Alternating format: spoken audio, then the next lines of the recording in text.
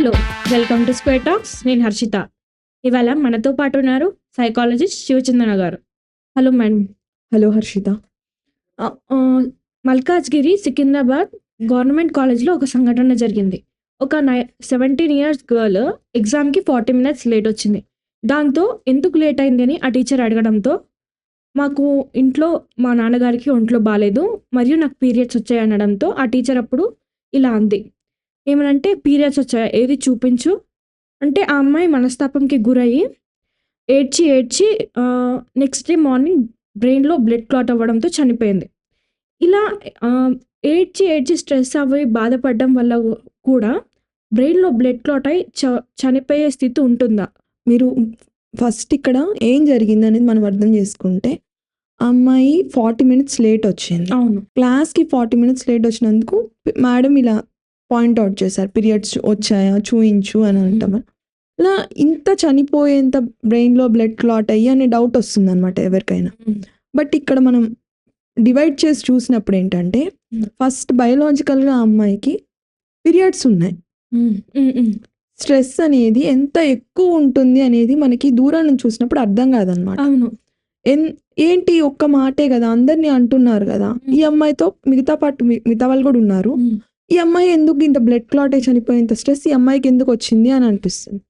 ఇక్కడ ఫస్ట్ అర్థం చేసుకోవాల్సింది, ఆ అమ్మాయి పీరియడ్స్ అని చెప్పింది. పీరియడ్స్ ఉన్నప్పుడు సహజంగా ఏమవుతుంది, ఎవరికైనా కొంత మూడ్ స్వింగ్స్ ఉంటాయి, బాడీలో డిస్టర్బ్డ్గా ఉంటారు మిగతా వాళ్ళతో పోలిస్తే.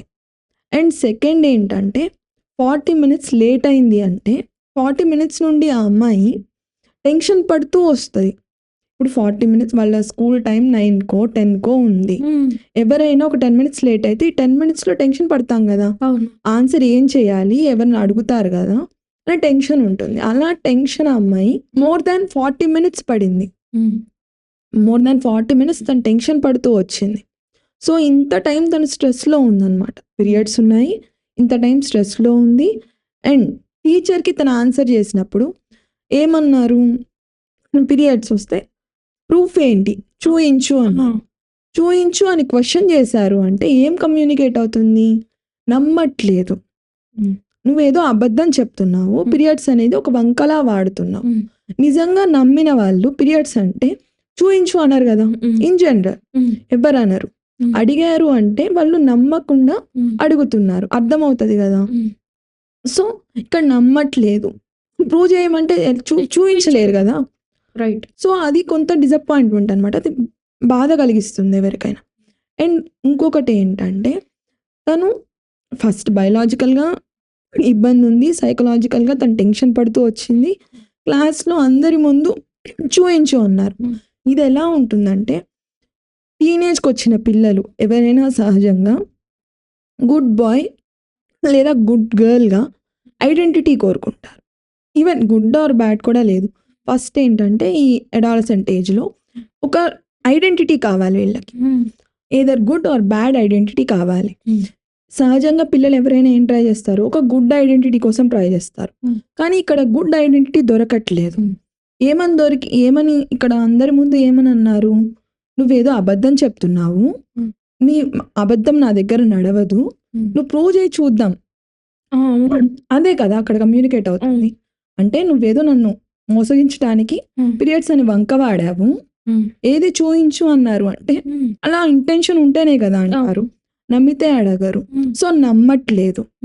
ఏం చేస్తుంది అమ్మాయి, ఎవరైనా ఇండివిజువల్ ఇలా క్వశ్చన్ చేసినప్పుడు బాధపడతారు కదా, బాధపడతారు. ప్లస్ నన్ను ఒక దొంగలాగా చూస్తున్నారు, అర్థం అవుతుంది, దానికి తను అయ్యో అని తను బాధగా ఫీల్ అవుతుంది. అండ్ అందరి ముందు అన్నారు.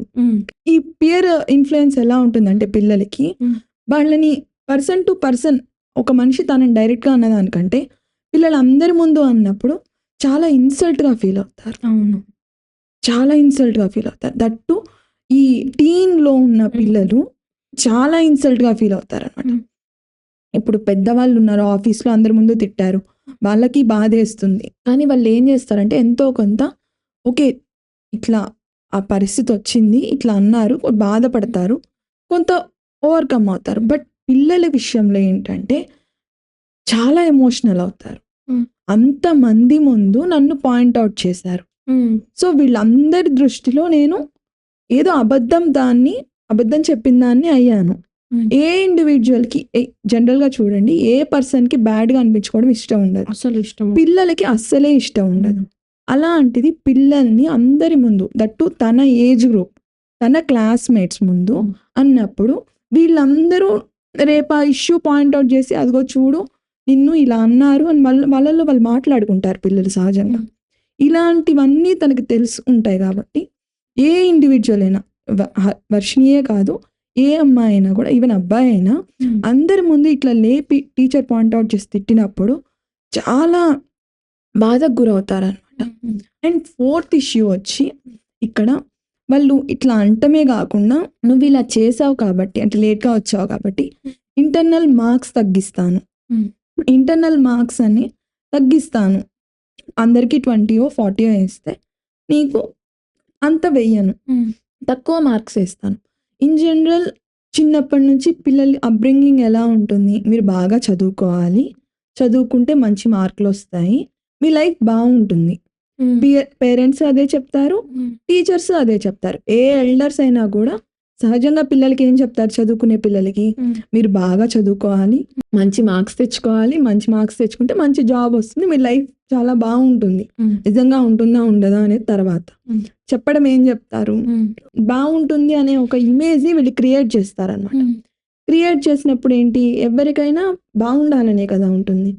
సో బాగుండాలి అంటే వీళ్ళు కూడా ఏం చేయాలి, పేరెంట్స్ చెప్పినట్టు బాగా చదువుకొని మంచి మార్క్స్ తెచ్చుకోవాలి. ఇక్కడ టీచర్ ఏమని బెదిరించారు, ఇంటర్నల్ మార్క్స్ కట్ చేస్తాను అన్నారు. ఇంటర్నల్ మార్క్స్ అనేవి కాలేజ్ ఆధ్వర్యంలో నడుస్తాయి అన్నమాట.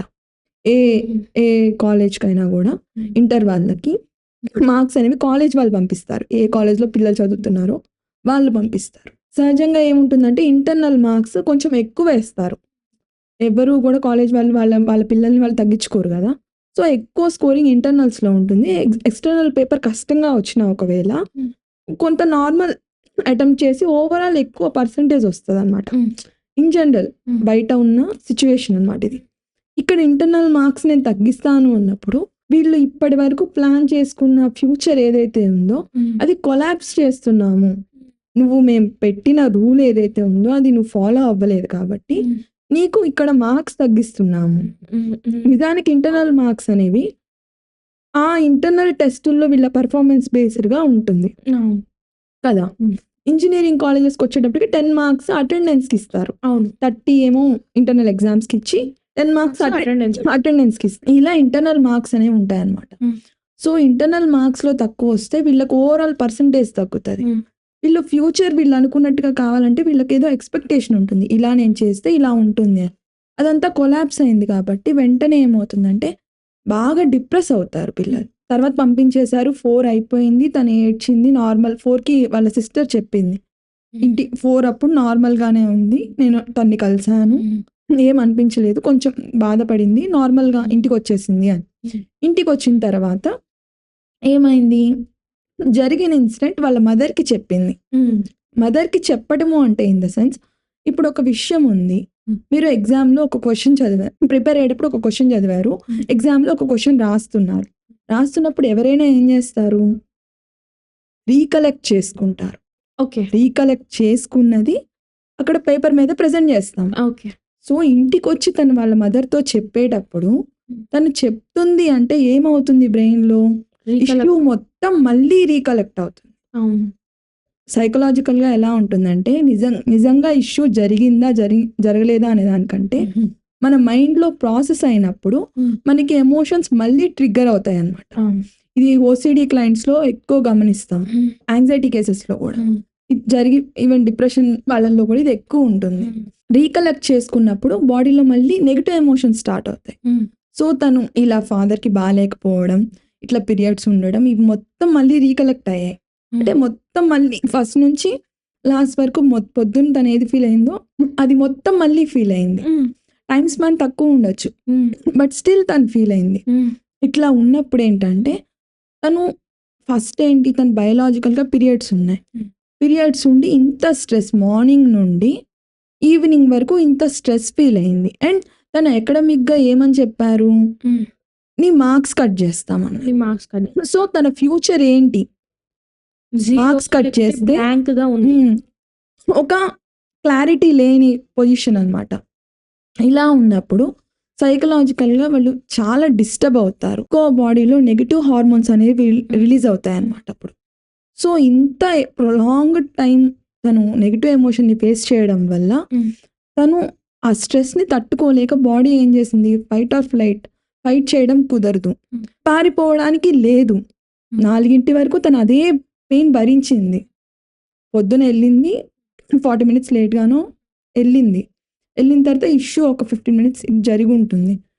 అక్కడి నుంచి మళ్ళీ 4 వరకు అదే ఎన్వైర్న్మెంట్లో అదే పిల్లల మధ్య తను అంతే అన్ని గంటలు టీనేజ్లో ఉన్న అమ్మాయి అంత ఫేస్ చేసినప్పుడు ఆ ఇంపాక్ట్ అనేది బ్లడ్ క్లాట్ రూపంలో ఇలా బయటికి వచ్చింది అనమాట. ఓకే.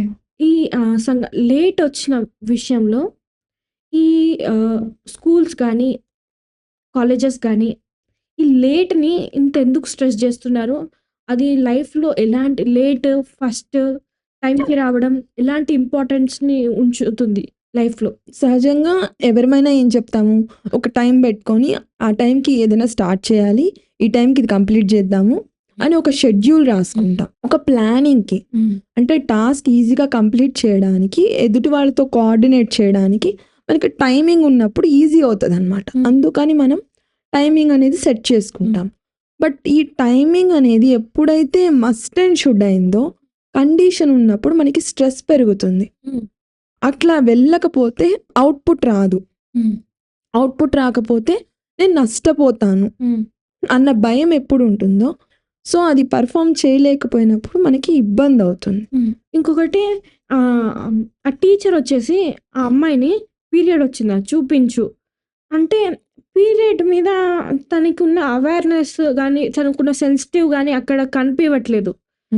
టీచర్స్కి కానీ ఆ ఒక సబ్జెక్ట్ మీదనే గ్రిప్ నాలెడ్జ్ ఉంటుంది. మిగతా సబ్జెక్ట్స్ మీద బేసిక్ కూడా ఎప్పుడో చిన్నప్పుడు చదువుంటారు. మినిమం బీఈడీలో జనరల్గా ఉంటుంది, కానీ టెక్స్ట్ బుక్ పరంగానే ఉంటుంది. కానీ ఈ మధ్యలో పిల్లల పట్ల సెన్సిటివిటీ అనేది తగ్గుతుంది అని మీరు అనుకుంటున్నారా? ఈ పర్టికులర్ ఇష్యూలో ఆ ఫ్యాకల్టీ ఎవరైతే ఉన్నారో చాలా ఇన్సెన్సిటివ్గా బిహేవ్ చేశారు. బేసిక్ ఇది కూడా లేకుండా ప్రవర్తించినట్టు అనుకోవాలి. ఏ టీచర్కైనా ఫస్ట్ పిల్లల్ని ఎలా హ్యాండిల్ చేయాలి అనేది ఒక కరిక్యులం ఉంటుంది. బీఈడీ చదువుతారు. ఇన్ జనరల్ టీచర్గా రిక్రూట్ అవ్వాలంటే ప్రతి ఒక్కళ్ళు కూడా బీఈడీ చేయాలి. దట్టు ఈ ఇన్సిడెంట్ జరిగింది గవర్నమెంట్ కాలేజ్లో. అవును, గవర్నమెంట్ రిక్రూట్ చేసుకోవాలి అంటే బీఈడీ చదివిన వాళ్ళనే రిక్రూట్ చేసుకుంటుంది. దట్టు కాలేజెస్కి తీసుకునే వాళ్ళు డైట్ లెక్చరర్స్ అంటారు. వాళ్ళకి కంపల్సరీ అన్నమాట. ఈ ఇన్సిడెంట్లో తన బిహేవియర్ మనకి ఏం కమ్యూనికేట్ చేస్తుందంటే, తను జస్ట్ ఆ బుక్ చదివారు, ఎగ్జామ్ పాస్ అయ్యారు, బట్ దాన్ని రియల్ టైంలో అప్లికేషన్ అనేది చేయలేకపోయారు. ఎందుకంటే దానిలో క్లియర్గా ఉంటుంది పిల్లలు వాళ్ళ ఏజ్ ఏంటి, వాళ్ళతో ఎలా ప్రవర్తించాలి, వాళ్ళతో ఇష్యూస్ ఏమన్నా వచ్చినప్పుడు ఎలా డీల్ చేయాలి, పిల్లల సైకాలజీని, పియర్ గ్రూప్ ఇన్ఫ్లుయెన్స్ ఆ ఏజ్లో వాళ్ళకి ఎలా ఉంటుంది, ఇవన్నీ బీఈడీలో ఎడ్యుకేషనల్ సైకాలజీ అనే సబ్జెక్ట్లో మొత్తం కవర్ అవుతాయి. అది ప్రాక్టికల్గా వాళ్ళు ఇంప్లిమెంట్ చేయలేకపోవటం వల్ల ఇలా ఇన్సెన్సిటివ్గా బిహేవియర్ ఉండుండొచ్చు. మార్క్స్ కానీ ఎగ్జామ్స్ కానీ ఆ పిల్లలకి అంత భయాన్ని క్రియేట్ చేస్తుంది. ఎందుకంటే ఆ ఇన్సిడెంట్ తర్వాత కూడా ఎగ్జామ్లో చదవలేకపోయాను, ఎగ్జామ్ రాయలేకపోయాను, మార్క్స్ స్కోర్ చేయలేకపోయాను. ఈ ప్రాబ్లం అనేది ఈ ఒక్క ఇన్సిడెంట్లో కూడా కాదు, చాలా రకాల ఇన్సిడెంట్లు, సూసైడ్లు చేసుకుంటూ ఉంటారు, డిప్రెషన్లోకి వెళ్తూ ఉంటారు, యాంగ్జైటీ డిసార్డర్స్ వస్తూ ఉంటాయి. ఎలా పిల్లల్ని ప్రభావం చేస్తుంటాయి. ఈ ప్రభావం అనేది తగ్గించి మనం ఈ యాంగ్జైటీ డిసార్డర్స్ ఎఫెక్ట్ రానివ్వకుండా, ఒకవేళ వస్తే వాటిని ఎలా పేరెంట్స్ కానీ పిల్లలు తను ఏం జాగ్రత్తలు తీసుకోవాలి ఎగ్జామ్స్ విషయంలో పర్టికులర్గా ఫస్ట్ అవేర్నెస్ ఉండాల్సింది టీచర్స్ అండ్ పేరెంట్స్కి. పిల్లలకి ఏంటంటే వీళ్ళ బిహేవియర్ ఎలా ఉంది అనే దాన్ని బట్టి పిల్లల బిహేవియర్ అనేది ఉంటుందన్నమాట. పేరెంట్స్ అండ్ టీచర్స్ మార్క్స్ని ఓవర్ గ్లోరిఫై చేయడం, మార్క్స్ లేకపోతే మీకు లైఫ్ ఉండదు, ఇది చాలా ఎక్కువగా వాడతారనమాట teachers. Especially school going kids దగ్గర ఈవెన్ ఇంటర్ కూడా వీళ్ళ దగ్గర ఏంటంటే ఇప్పుడు కాకపోతే ఎప్పుడు చదువుతారు, ఇదే బేసిక్, ఇదే ఫండమెంటల్స్ ఇక్కడే ఉంటాయి, దీన్నే ఫౌండేషన్. ఇప్పుడు లేకపోతే మీరు ఫ్యూచర్లో ఏమీ అర్థం చేసుకోలేరు. అలా రిపీటెడ్గా వాళ్ళు డైలీ ప్రతి టీచరు ప్రతి సబ్జెక్ట్లో ఇదే చెప్పడం వల్ల ఏంటంటే ఇది చాలా ఇంపార్టెంట్. ఇది నేను పొరపాటున మిస్ అయితే నా లైఫ్లో నేను ఫర్దర్ ఏం చేసినా పర్ఫెక్ట్గా నేను చేయలేను అన్న ఒక భయం పెరుగుతుంది అనమాట. అంత భయం ఎప్పుడైతే ఉంటుందో వీళ్ళకి యాంగ్జైటీ పెరుగుతుంది. యాంగ్జైటీ ఉన్నప్పుడు ఏంటంటే పర్ఫార్మెన్స్ దెబ్బతింటుంది, వీళ్ళు సరిగ్గా పర్ఫామ్ చేయలేరు, ఫోకస్ చేయలేరు, భయం ఎక్కువ ఉంటుంది. సో ఇష్యూని ఎప్పుడైతే ఓవర్ గ్లోరిఫై చేస్తారో, ఒక విషయాన్ని ఎప్పుడైతే ఇంత హైలైట్ చేస్తారో, మీరు ఎంత ఎక్కువ ఒక విషయం పట్ల పాజిటివిటీ పెంచితే అది జరగకపోతే అంత నెగిటివ్ కాన్సిక్వెన్సెస్ వస్తాయి అనేది సైకలాజికల్గా ఫీల్ అవుతాం అన్నమాట. అది నిజంగా వస్తాయా ఏమవుతుంది అనేది సెకండరీ, బట్ ఆ టైంకి అలా అనిపిస్తుంది. నిజంగా కూడా కొంత ఏంటంటే మనం బేసిక్ ఈజీగా నేర్చుకున్నప్పుడు ఫండమెంటల్స్ ఉంటే ఈజీగా పర్ఫామ్ చేయగలుగుతాం. అది నార్మల్గా కూడా చెప్పచ్చు. ఇవి నేర్చుకోకపోతే మీకు లైఫ్ ఉండదు, ఇట్లాంటి టర్మినాలజీ యూజ్ చేయడం వల్ల ఏంటంటే సీరియస్నెస్ పెంచడానికి మేము వాడుతున్నాము అని చెప్తుంటారు. మీరు చెప్పిన ఇంటెన్షనే అక్కడ కమ్యూనికేట్ అవుతుందా? మోస్ట్ ఆఫ్ ద కేసెస్లో అవ్వదు. వాళ్ళు చాలా భయపడతారు అనమాట. ఇంత స్ట్రెస్ చేసి చెప్తున్నారు, నేను ఇది చేయలేకపోయాను, సో నా లైఫ్ ఏమవుతుంది? ప్రతి ఒక్కరికి మంచి లైఫ్ కావాలి కదా, అది పోతాము లేదా దీనివల్ల మేము వెనకబడిపోతాము అనేది ఎవరికి నచ్చదు. సో అలాంటప్పుడు వీళ్ళు స్ట్రెస్ పెరిగి ఇట్లాంటి ఇన్సిడెంట్ వైపు దారి తీసే అవకాశం ఉంది. థ్యాంక్ యూ చందన గారు, ఇంత మంచి ఇన్ఫర్మేషన్ మాకు ఇచ్చినందుకు. రియల్ లైఫ్లో నిజానికి బీఈడీలో టీచర్స్ అందరికీ పిల్లల్ని ఎలా హ్యాండిల్ చేయాలి, వాళ్ళ వయసుకు తగ్గ ఇబ్బందులు ఏమొస్తాయి అన్నీ మెన్షన్ చేసి ఉంటాయి. నిజానికి వాళ్ళందరూ చదివి ఆ టెస్ట్లు కూడా పాస్ అవుతారు.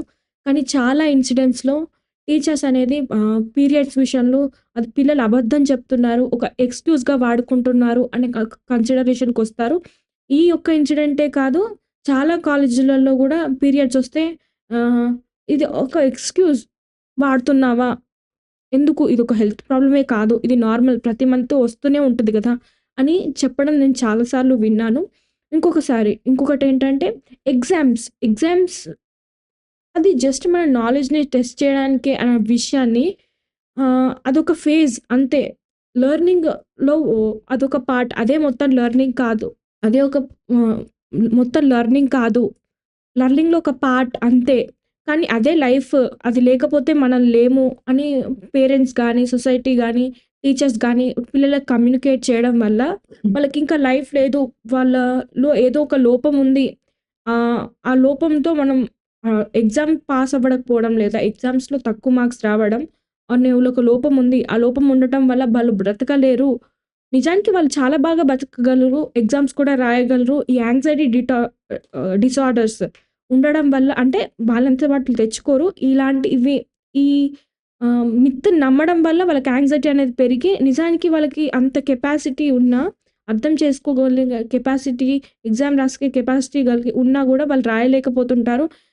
వాళ్ళకి ఏదో లోపం ఉంది, మనం బతకలేం అనుకొని ఇలా సూసైడ్ చేసుకోకపోయినా ఇలాంటి బ్లడ్ క్లాట్స్ అయ్యి లేకపోతే కోమాలకి వెళ్ళే అవకాశం ఉంది. ఇంకా severe problems on the spot కూడా చనిపోయే బ్రెయిన్ డెడ్, ఇంకా సూసైడ్ చేసుకునే అవకాశాలు కూడా ఉన్నాయి. చివరికి మన ప్రాణాలు ముఖ్యం, పిల్లల ప్రాణాలు చాలా సున్నితత్వం విలువైనవి. ఎందుకంటే నేటి యువతే రేపటి భారతదేశం కాబట్టి మనం జాగ్రత్తగా వాళ్ళని గమనిస్తూ వాళ్ళని గైడ్ చేస్తూ కంగారు పెట్టద్దు. ఎట్టి పరిస్థితుల్లో కంగారు పెట్టడం వల్ల ఏం ఉపయోగం ఉండదు.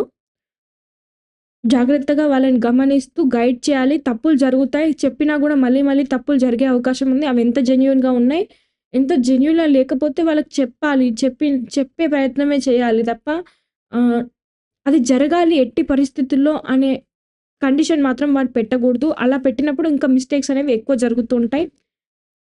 సో ఇవి మన కాన్షియస్లో ఉంచుకొని వాళ్ళని గైడ్ చేస్తుండాలి. నెక్స్ట్ టాపిక్తో నెక్స్ట్ వీడియోలో మళ్ళీ కలుద్దాం.